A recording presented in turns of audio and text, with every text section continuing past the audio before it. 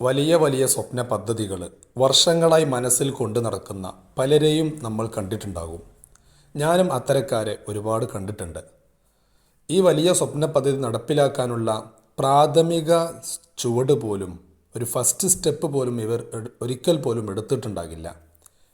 എന്തുകൊണ്ടാണ് വലിയ സ്വപ്ന പദ്ധതികൾ വർഷങ്ങളായി കൊണ്ടു നടന്നിട്ടും അതിൻ്റെ ഒരു ഇനീഷ്യൽ സ്റ്റേജ് പോലും അവർ എടുക്കാത്തത് എന്ന് നമ്മൾ അന്വേഷിക്കുന്ന സമയത്ത് മനസ്സിലാകുന്ന ഒരു കാര്യം, അവർ ഒരു പെർഫെക്ഷന് വേണ്ടി കാത്തു നിൽക്കുന്ന ആളുകളാണ്.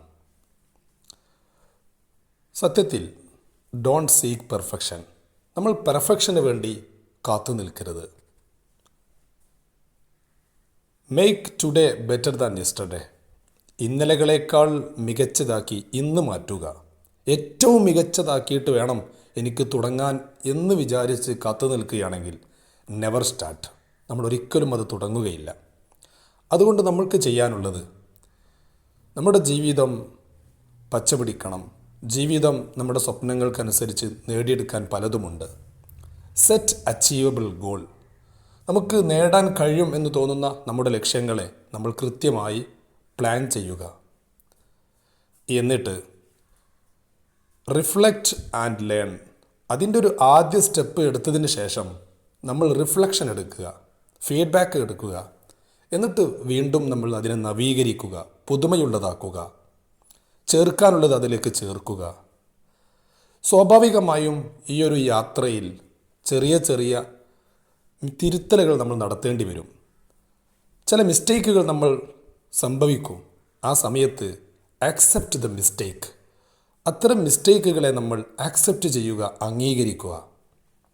മാത്രമല്ല, വലിയൊരു ലക്ഷ്യമാണ് നമ്മൾ മുന്നിൽ കാണുന്നതെങ്കിലും അതിലേക്കുള്ള ഒരു യാത്രയിലെ ചെറിയ ചെറിയ വിജയങ്ങളെ നമ്മൾ ആഘോഷിക്കുക. Celebrate the small win. ചെറിയ ചെറിയ ആ വിജയങ്ങൾ ആഘോഷിക്കുന്നത് ആ വലിയ ലക്ഷ്യസ്ഥാനത്തിലേക്ക് ഒരു പ്രയാസവും കൂടാതെ മുന്നോട്ട് കൊണ്ടുപോകാനുള്ള ഒരു ഇൻസ്പിറേഷനായിട്ട് അത് മാറും എന്നതാണ്. അതുകൊണ്ട് ഒരിക്കൽ കൂടി ഓർമ്മപ്പെടുത്താനുള്ളത്, ഒരു പെർഫെക്ഷനിസ്റ്റായി നമ്മൾ മാറരുത്. പെർഫെക്റ്റ് ആയിട്ടുള്ള ഒരു മൊമെൻറ്റിന് വേണ്ടി, ഒരു പെർഫെക്റ്റ് ആയിട്ടുള്ള ഒരു പ്രൊഡക്റ്റിന് വേണ്ടി നമ്മൾ കാത്തിരിക്കുകയാണെങ്കിൽ ഇന്ന് കാണുന്ന നല്ല മികച്ചതായിട്ടുള്ള ഒരു പ്രൊഡക്റ്റും ആ രീതിയിലല്ല നിർമ്മാണത്തിലേക്ക് വന്നത്. ആദ്യം അവർ തുടങ്ങിയത് ഒരു ചെറിയ രീതിയിൽ ആരംഭിച്ച് പിന്നീട് അതിലേക്ക് ഓരോ വർഷം കഴിയുന്തോറും പുതിയ പുതിയ ഫീച്ചേഴ്സുകൾ അപ്ഡേറ്റ് ചെയ്തുകൊണ്ടാണ് വന്നിട്ടുള്ളത്. നമ്മുടെ ജീവിതവും അങ്ങനെ തന്നെയാണ്, നമ്മുടെ ലക്ഷ്യവും അങ്ങനെ തന്നെയാണ്, നമ്മുടെ സ്വപ്ന പദ്ധതികളും അങ്ങനെ തന്നെയാണ്.